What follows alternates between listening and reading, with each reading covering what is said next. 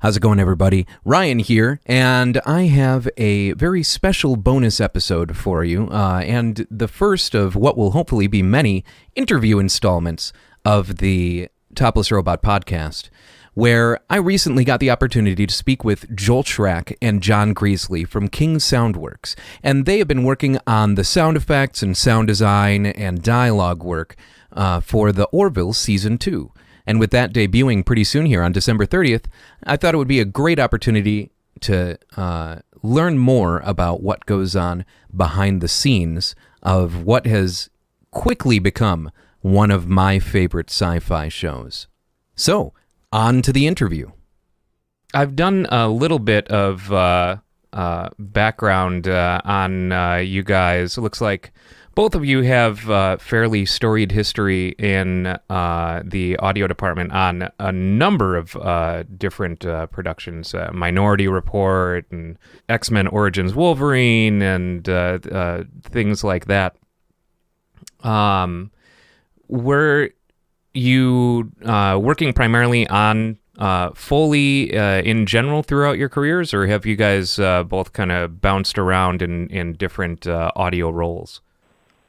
Yeah, we both got kind of a rich history in a way. I'll let Joel go first because he's been doing it a little longer than I have. I sort of have two halves. The first half of my career, I worked on the set as a boom operator. That's where I got the Minority Report credit. I did a bunch of green screen sequences on that show, and then got into post-production and then just gravitated towards dialogue supervision because recording production sound is basically about recording dialogue. Sure. And, so that's kind of my career in a nutshell.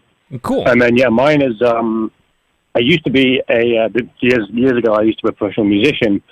So did a couple albums, did a bunch of touring, and then after that kind of ran its course.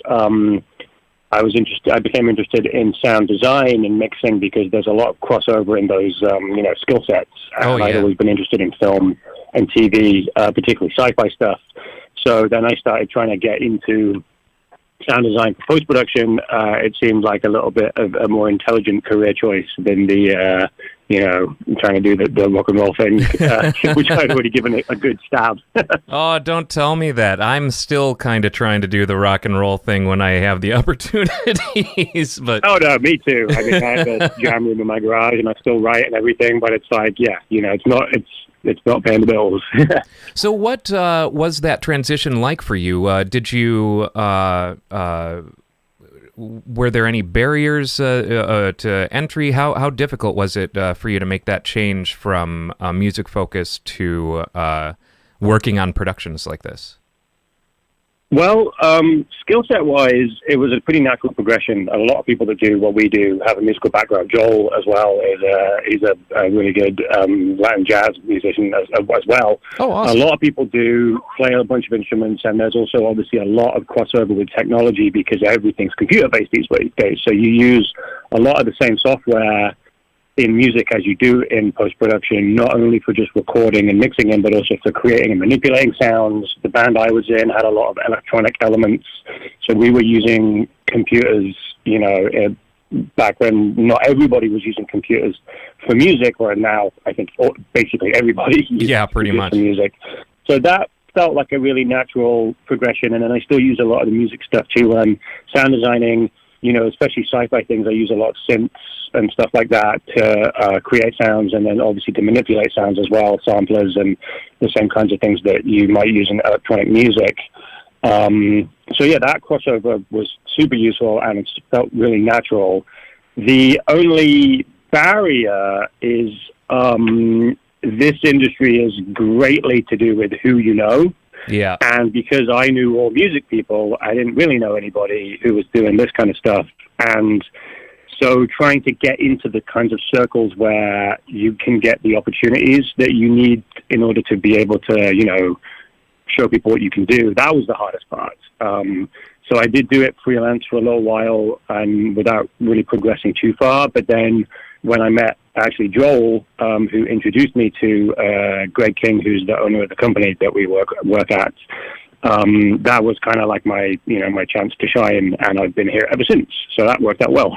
That's awesome. It certainly seems so, as both of you just did the sound design for season 2 of the Orville. Is that correct? That is correct. We're currently right in the middle of it. Yeah, so we've got a few episodes, and we've got a few more coming.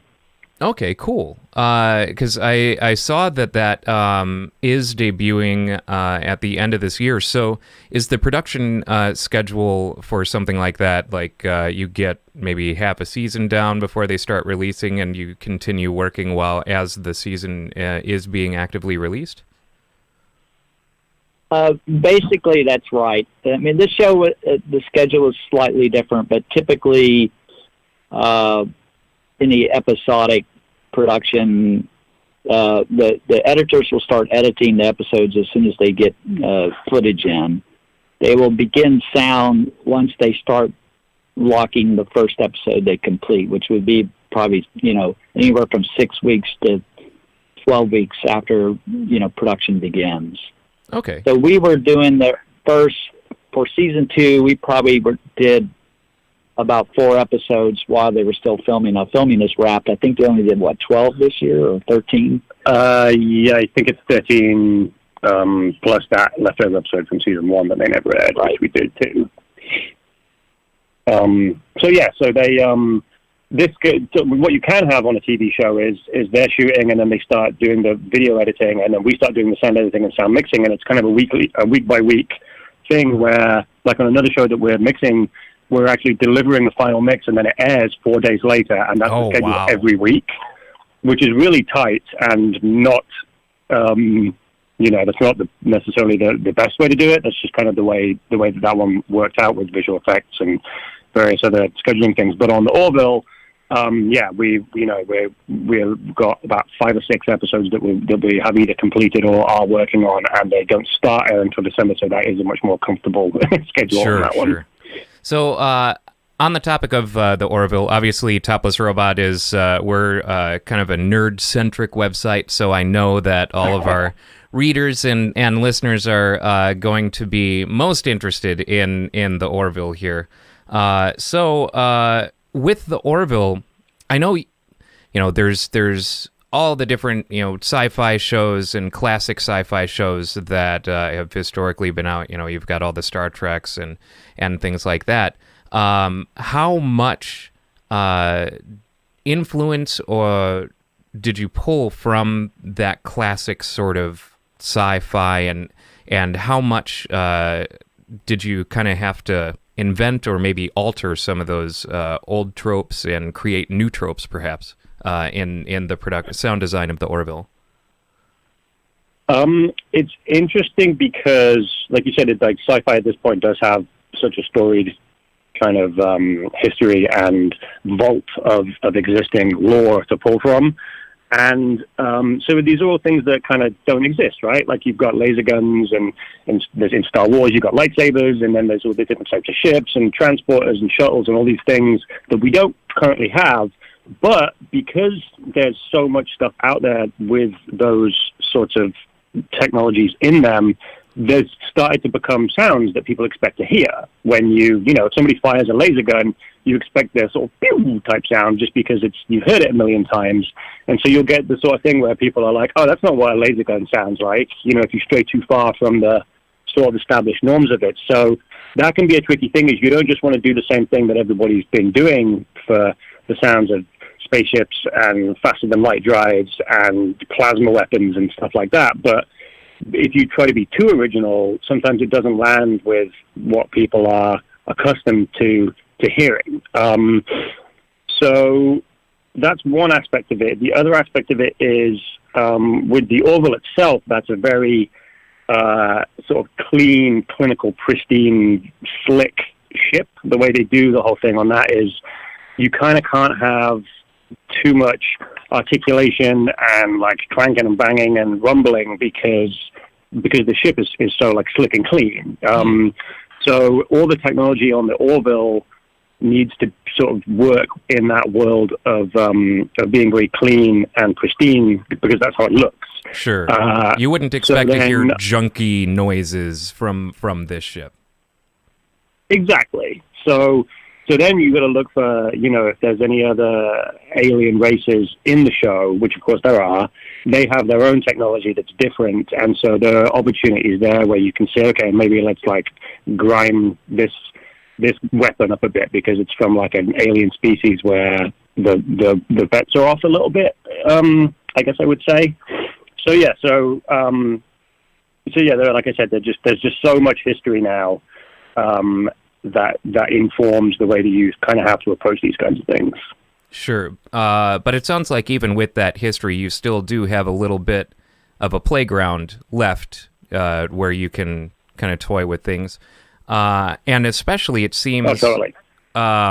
And I mentioned to our readers that I was going to be interviewing you guys and asked if they had any specific questions, and one of them has to do with Yaphet moving around the ship. And his wording specifically was, did they, when making the sounds of Yaphet trucking around the ship, did they do it by plunging their fist into a jar of mayonnaise or Miracle Whip? Yeah, exactly. That's kind of, that kind of is how you get those. Yeah, it's like squishy and goopy. And those are ones of those things where so much of that has been recorded. A lot of what we do is we have vast sound libraries, right? So sure. You could say, hey, we got to do, Yaphet's going to roll in the room and say something. We better get out, the Miracle Whip. But you probably already have a ton of that already recorded from all the other times when that was required for a film or TV show. So at this point, you can be like, let me just go to my squishy Miracle Whip library, and we can probably, cut it to sync from that, as opposed to necessarily having to record it every time. Sure. Does Jon make a pass on Yaphet too? The cuts that we send. So, okay, we're talking about our Foley crew, which is what you mentioned earlier, where they actually perform the footsteps and the hand pats and all that kind of stuff live to picture, as opposed to cutting it from libraries. So he could potentially, our Foley crew could do a Yaphet pass where they do that in sync, but I think we almost never have the VFX ready in time. Oh, I see. Because when we get the cuts from the picture department, it usually doesn't have very much finished visual effects in the cut. So we start working on it based on the things that you can see, and then you have to save some time later in the process for when the things that you can't see do start to come in. So, if somebody's firing a laser gun, they probably aren't really doing it, but like later on, you're going to get the light beam and the sparks and all that stuff. And it's the same with Yaphet. They have what they call plates, which is where he's going to be standing. And then they have the voice, Norm Macdonald does his contribution. And then, and that's all you have to start with. So you're going to be like, well, I think he's going to roll in from the left-hand side and then press that button with his like tentacly thing. But, you don't know until it actually comes in. Sure. So you lay down a best guess base and then go back as more VFX come in to inform that scene. Yep. Interesting. Basically, yeah. You have to remember, too, that in that character, you have to kind of go back to Seth. I mean, they created this. You can imagine saying, let's create a being that's just like a big kind of gummy bear. And so there's a real specific point to them creating that species. And so with the visual of what he looks like, they obviously want the audio to really explain. He's a creature that you can basically stick your hand through him and come out and it doesn't hurt him. So that he's very flexible. So the audio has to support the concept, and the concept comes from Seth. Yeah, so that brings up a question for me on, like, I've seen when showrunners, or someone creates a character, for example, and then they essentially write out rules and guidelines for how this character is to be portrayed. Do's and don'ts, essentially, of the character and its representation in the media. Do you get any sort of, like with a character like Yaphet, that where the audio of his presence is going to be so different? Do you get any sort of that directorial guidelines on, like, well, he'll always sound kind of more like this. He'll never, you'll never hear any harsh noises. You'll only hear kind of squish or anything like that.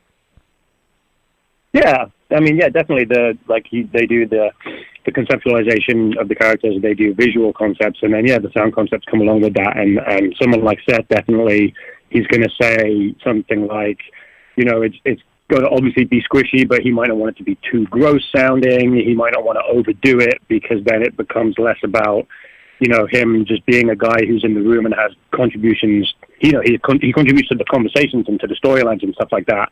So if it's like too over the top, then you're going to be kind of stealing focus away in a way that is detrimental to the story or the character or whatever it is. So yeah, they have criteria in terms of how far to go, I suppose. Sure. That makes sense. I will add that Seth is very particular on some of these creations, and the other alien, like Isaac, the artificial life form, and there's been some other aliens. The editor and Seth create the voice effect for those people. I do dialogue supervision, so when I get the dialogue, they've already done all that. The way Isaac, the artificial life form, sounds, there's a specific process they worked out last year. They have other aliens. They'll do all that with Seth, so by the time I get it, I don't have to do anything. Oh, wow. Now, on the sound design, they'll put placeholders that approximate kind of a concept, and then Jon will detail it out. Sometimes he has a blank slate. Sometimes he takes what Seth and the editors have done and embellish it. Okay. Right on. So with this being a sci-fi production, I imagine, and you mentioned earlier, that a lot of the sounds are kind of synth-based and come from synths. But how much between synth and actual, like, recording common noises and maybe working, like, everyone's seen the Foley artist video of people smashing melons or right. rippling a saw or anything like that. How much how much synth versus analog audio are you working with, like, as a starting point?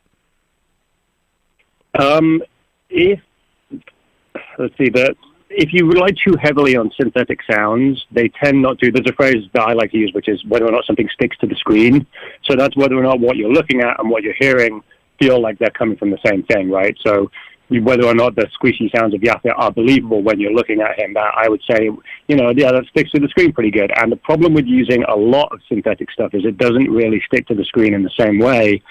So if I do use synths and created sounds from oscillators and any kind of thing like that, it's almost always layered with something that is actually a recording of something in the natural world, just because that really helps it kind of ground in the reality of what you are looking at.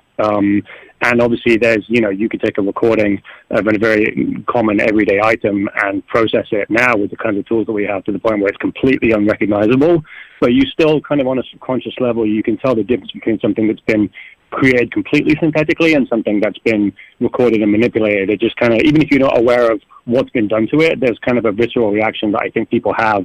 And if I used only synthetic sounds for the sounds of the ship, I think it would sound weird, probably. Sure. Without spoilers, what has been your favorite sound to work on this season? Let's see.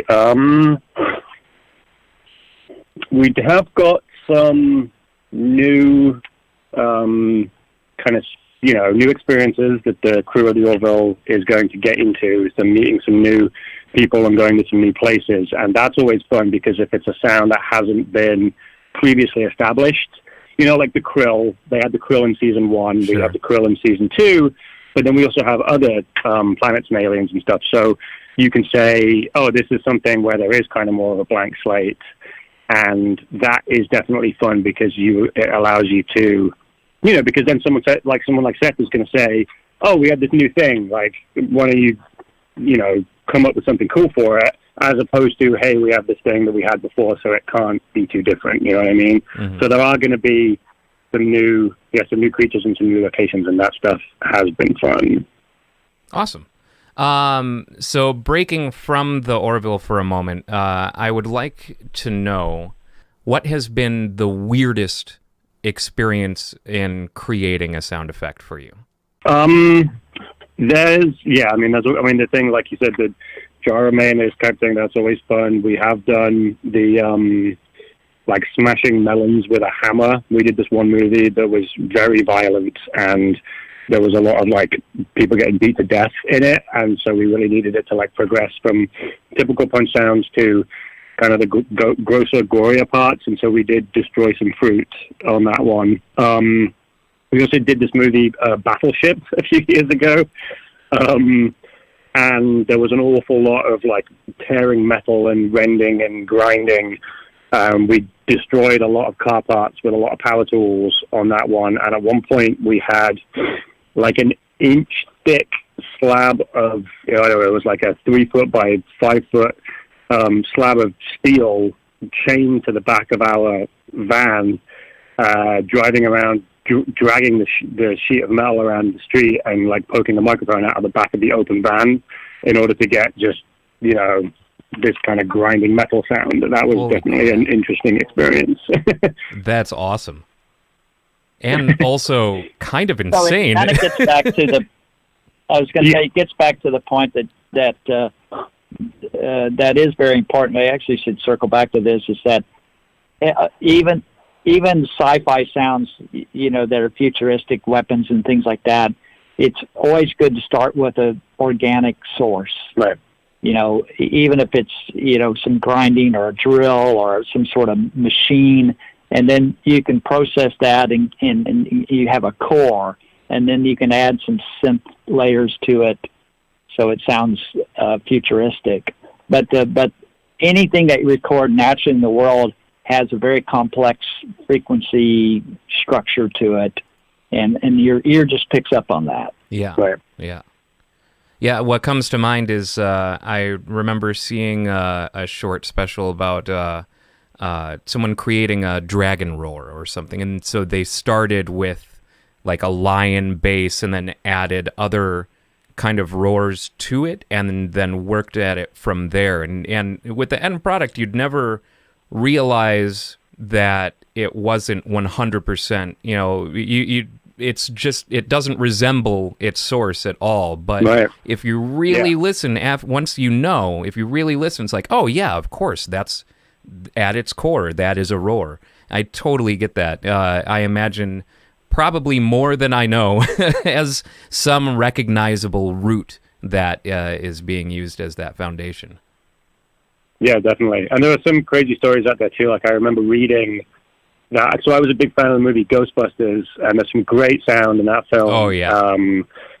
And I read that they got the sound of the Ecto-1's siren, like as they're driving, like the police siren, but it's their own special like ghost siren or whatever. I read that was made from an old tape recording of like a jaguar, the big cat. Wow. Like some sort of jaguar vocal screech that was somehow processed. And this is this is the early mid 80s, so, or whenever it was Ghostbusters came out. But to process a sound to make it that unrecognizable at that time is really impressive. And like I said, that might not even be true, but I really like the idea that that's where that sound came from. Yeah, that is super interesting. I had never heard of that before. But yeah, I mean, and especially at the time, considering, I mean, nowadays I feel like I take for granted exactly how easy it is for me to work with digital audio. Right. Not ever having any experience with tape and stuff like that from, the 80s and before. With these sets and in creating the sound of a scene, I imagine that depending on how it's filmed, I guess probably in the case of the Orville, this is less of an issue than in other productions. But Joel, you had mentioned ADR before. I imagine that in a lot of cases you would rely heavily on ADR versus not so much. Is the Orville a heavy ADR kind of thing, or is it because I'm sorry, I'm stumbling over my words and trying to figure out what I'm trying to say here. But with it being primarily sets, is it a more sterile sound environment to work within? Is there not a lot to have to replace, or do you find that you have to do an equal amount of cleanup, whether it's an on-location kind of shooting or a set shoot? It's a two-part question answer. The production dialogue, the ship is on a soundstage, so it's the environment's pretty good to record in, but there's a lot of cleanup because it's a movie set. Movie sets aren't constructed like homes and stuff, so there's sometimes flimsy, they creak, they do all this stuff. So I do quite a bit of cleanup on the dialogue so that you don't notice that the walls are made out of thin plywood and things like that. And also the film crew, sometimes when they do tracking shots, there's noise and footsteps and creaks. So, and sometimes the chairs sound, they sit in a chair and they'll creak when they lean back and all that. So, oddly enough, I use very 21st century machine learning technology to clean up the dialogue. There's some fantastic tools nowadays where you can ask it to recognize what's voice, and you can start to pull out the stuff that's not voice. And so you have to work. So even though the tracks are really pretty clean, you have to get them. You have to make them sound like they belong to the environment. It's kind of the same old thing. So there's not much replacement ADR or technical ADR, as we call it, but there are certain characters. Obviously, Yaphet, Norm Macdonald comes in, and other aliens that are created visually. They'll record those people ahead of time. And one of the cast members on the show, the Isaac, who's the artificial life form, in fact, there's a couple episodes in season 2 where he's the main character, whole storylines with him. That actor who wears a suit, you can't see any of him, is the actor that does the voice. But because of the way that he has this weird helmet that covers his face, they can't record him in production. It's just a guide. Sure. And then he'll go, as soon as they have the cut ready, he'll go in and replace all his lines, and then they do a little processing. So there's that ADR is a given. They have to do that every episode, and sometimes they do quite a bit. So those people like Yaphet and Isaac, and sometimes some other aliens. Lieutenant Gunk is one of them, who's a big kind of lizard-looking, penis-looking creature. He's got a big proboscis. It's very strange. That's all done. So, and then what's different about this show, since Seth comes from a background with Family Guy and American Dad and all that kind of stuff, they go to his home and record these lines. There's a studio in his home. So he does all that and then brings it in. The editors cut it in before I get it. Okay. And that kind of leads me to the other thing that's interesting about the Orville is the scripts it's not your typical sci-fi show. It's the writers and Seth have taken this idea where they want to write stories that resonate now. Right. They want to set them in the 24th century on this ship, and they want to tackle kind of 9th century or whatever it is. Social issues and that. And there are some episodes where, and the other thing that's slightly different about Star Trek is on the Orville, people live there with their families. Sure. So there's children, there's spouses, so the stories can incorporate kind of regular dramatic stories. And there's some whole episodes where there's no gun battles, there's hardly any of that. But it doesn't mean that when it does come, like Seth always wants that to be ready to go. So we may have episodes that there's not a lot of sound design. There's obviously all the rooms in the ship, and they all sound different, and there's all those little background things, and there's button pushes and computers and doors and all that kind of stuff. But at any given moment, if there's just one little shot where the shuttle takes off into space or something like that, his expectation is that it should sound as good as anything out there. And additionally, Seth does a full orchestra score for the show. You know, a 65-piece orchestra every Sure. week, every episode. So these shows sound like movies. Yeah. Right. There's no difference. I mean, the orchestra is amazing, and it's a big, big, big sound. And so when there is a little action, it's got to be as good as anything. So we have to just be prepared for that. That's really cool. Really, I mean, it sounds like it's a really fun show to work on. And in general, I mean, just speaking as a fan, I think that it really nailed the homage, element. Like it's a beautiful. It's a better successor to Star Trek than Star Trek Discovery was. It is taking that seems torch. to be the kind of prevailing opinion. Yeah, it's taken that torch and running with it and making it everything that it needs to be for this era and time. And I was very pleasantly surprised by the first season, and am extremely looking forward to the second season. Yeah. Yeah, I think it's like, he's tapping into the fact that on those subsequent Star Trek shows, like, there's not enough, people aren't really real. They don't crack jokes. They're not vulnerable. They don't have relationship troubles. I mean, there was a little bit of that. And his stories are really, it's still just, we're still humans. It may be the 24th century. We still have relationship problems. We still have, issues. And that his writers and him, they write more stories like that, but they're just in this backdrop of the 24th century, on this starship. Yeah, absolutely. And it just plays perfectly. Absolutely perfectly. And I'm really, like I said, beyond excited for season 2, which I understand debuts on December 30th with a 2-hour premiere. So everyone, I'm sure, is looking forward to that. I actually didn't know it was a 2-hour premiere, but that's cool. Yeah, we've done those first 2 episodes.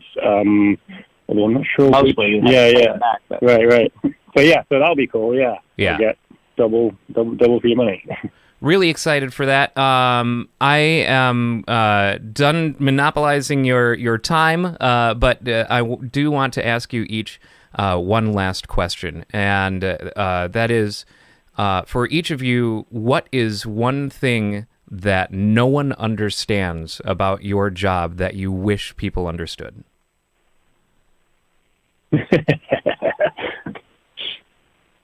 I'll go first.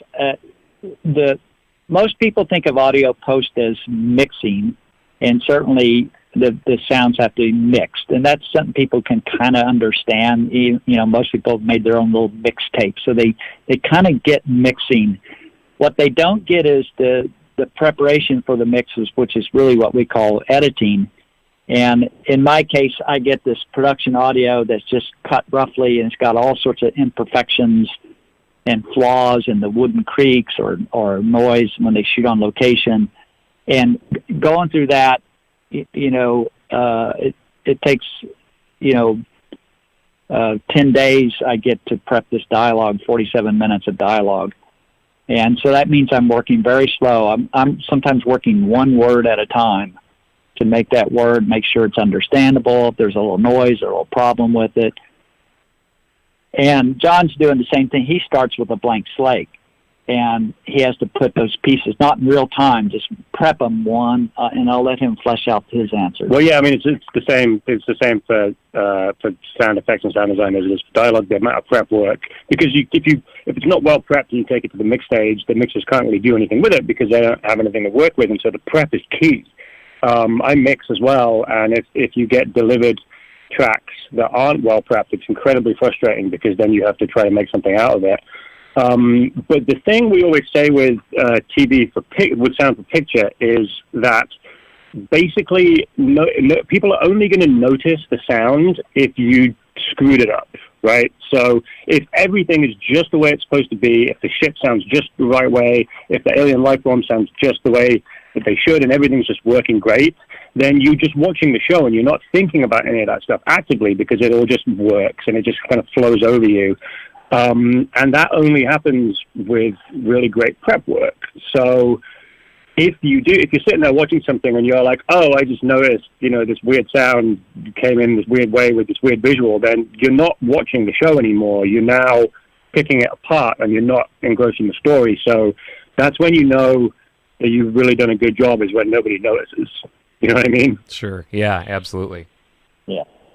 Yeah, or that tricorder, nobody knows that you spent 7 hours and it's got 10 layers to it. Right. Yeah. Because it just sounds like, oh, that's the way that tricorder should sound. We just went out and recorded a tricorder. Yeah. Yeah. And then, at the end of the day, here we are, however many decades later, going, oh, yeah, that's a tricorder noise. That's sure, Yeah. Yep. It has just become a fact of life. Right. Yep. All right. Well, thank you, Jon and Joel, for talking with me. I really appreciate it. Really looking forward to season 2, and keep up the good work. I look forward to seeing not directly dwelling on or paying any specific attention to any of the individual sound effects or sound elements to season 2. Yeah. Maybe if you go back, watch the episode and then go back, watch it again, and then you can be like, oh, that's a cool sound, on the second pass. All right. I will definitely